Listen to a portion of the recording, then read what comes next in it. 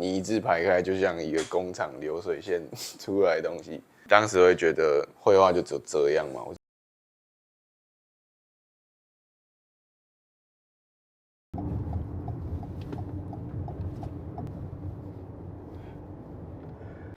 就他们就是主打一个混沌的，他们把混沌表现成这样。你一个活在他妈的台北小城的人，有什么好听这种这么具有国际观的音乐呢？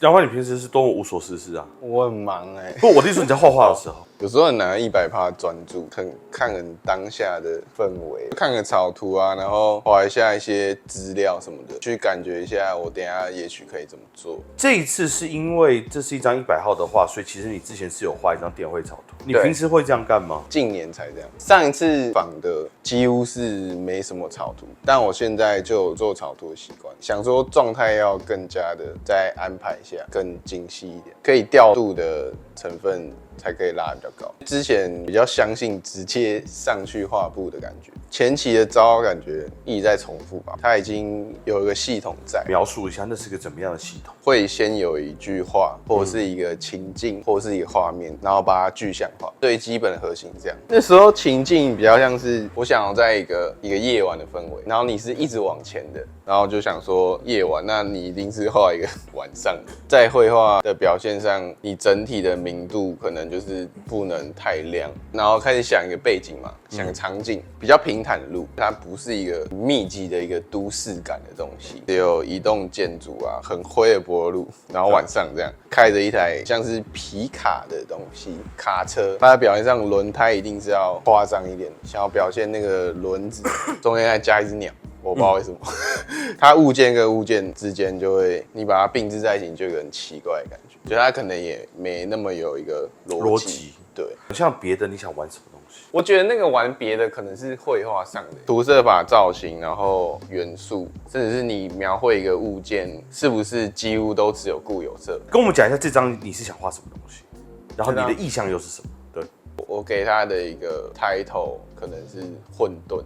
混乱的东西，它其实有出现2个人嘛，女性的形象，然后她可能在，看这可以讲，黄标就她可能在咬之类的，对，咬，但就是一个很即兴的一个叙事吧。性这件事情在表现上，它本身就带有一定程度的张力吧。然后加上我刚刚开头是说混沌嘛，那我就把这2个弄在一起，然后看它可以多混沌。这样的话也是在实验我可能接下来想要改变的画法、涂色法、造型。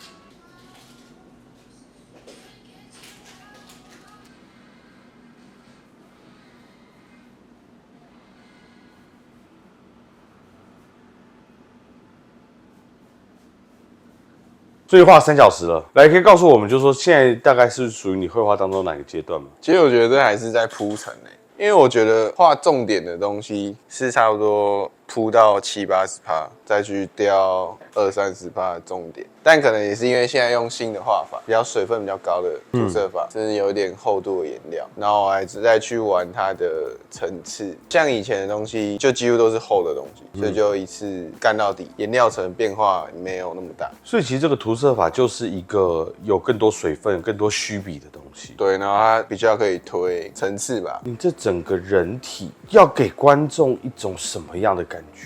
神秘感嘛，甚至不会把肢体动作画得太清楚嘛。意思是说，这是一个基本上是没有身份的人体，它甚至也没有五官。你这个女人体的整个体积感，目前这个东西其实偏丰满，整个造型语言上面，甚至会让人联想到那种什么欧罗巴女神，很多乳房的那种大地之母的形象。因为可能画胸部，我把它想它是2个几何形，对，然后去推它的几何形，然后腰线它就是有点像三角形的东西，然后再手，就是以造型去想那个人体。三角裤也是个几何形，对，就是用轮廓去想人体的感觉。甚至故意不画手掌吧，怎么说？我会觉得这样画很奇怪，他有点去模仿吕佩尔兹的感觉。所以 OK， 你这里面其实手掌是故意不画的，然后胸部其实就是整理成几何形，胸部几何形跟身体的前后或是动态感，跟下巴这样往上勾的，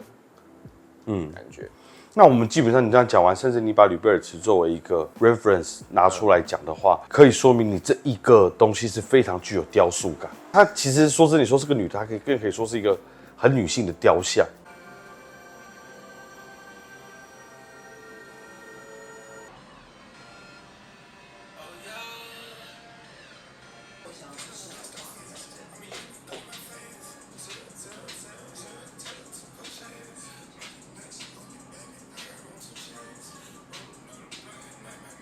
你说你要先放一下，代表你进入一个最后考量的阶段嘛，对不对？因为大致上其实算差不多了吧，会再塞2条铁链，因为我现在觉得左上角这一大块，对，可能还要再推一下层次，但是又不能推得太用力，可能要跟右边差不多。但是现在因为左边比那边的底更多了几层，这样是怕多加爆加，所以这一步会需要思考一段时间。你每次创作的时候都会到这个阶段吗？通常都会，但是有时候很快很明确，甚至有时候会故意就觉得不要加了，我不要再加了，就这样，我就这样，我就故意就这样。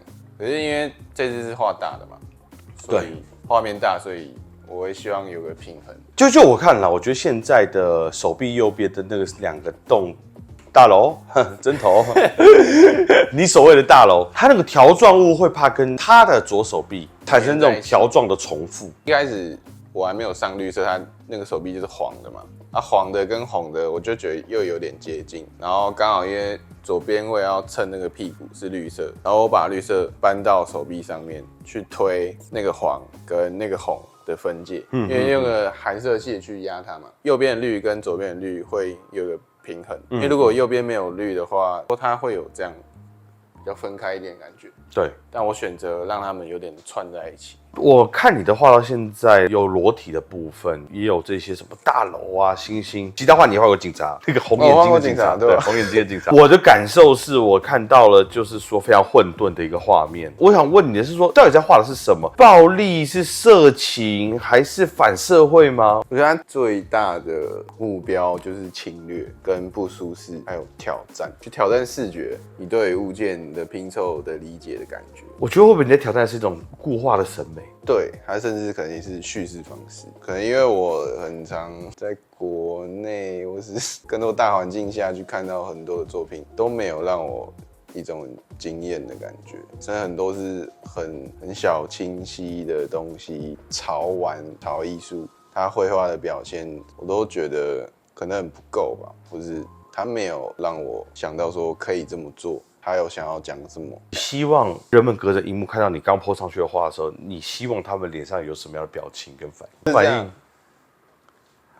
就是你也是傻眼，对吧？然后是觉得说这个东西怎么可以这样啊？突然可能像理智断线，或是突然让你措手不及。就其实你要挑衅啊，有点像类似像发泄。就你的话让我想到以前很多的那种大导演，大概是1990年代开始发迹的那一批动作片导演，梅尔吉伯逊、卢贝松，会慢镜头那个吴宇森，对，吴宇森就东西会慢动作的那一种。然后当时台湾的广告词很喜欢说，由大导吴宇森创造新的暴力美学，我觉得也蛮贴切的。第一点就是物件嘛，物件它的摆放、它的拼凑绝对是没有逻辑的。你也可以说它有点超现实，甚至说它有点戏剧感，甚至它其实是一个情感氛围的抒发和表达。是不是很反一种安排妥帖的这种绘画？太舒服，编排很完美。我觉得一样是跟高中的误差上工的经验有关，因为大家就是画师生美展啊，所以大家也知道师生美展就是长那个什么东西，你一字排开就像一个工厂流水线出来的东西。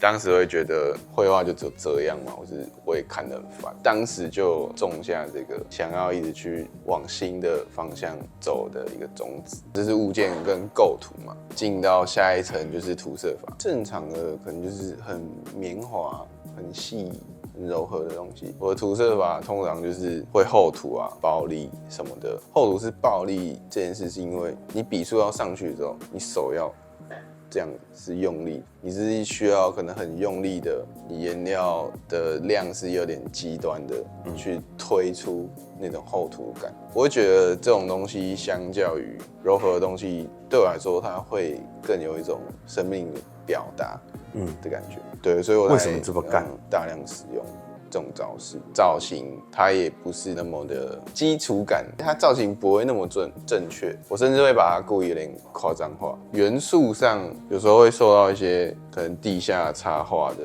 一些影响，甚至是就是物件上也是来自很多地下的东西。对对对，它甚至是构图啊，想要表达氛围都是刺青啊、老美漫或是 MV。MV 会出现一些元素啊，很跳的东西，然后可能就是一些摇滚乐、嘻哈音乐，都有。就我觉得它都是一体的。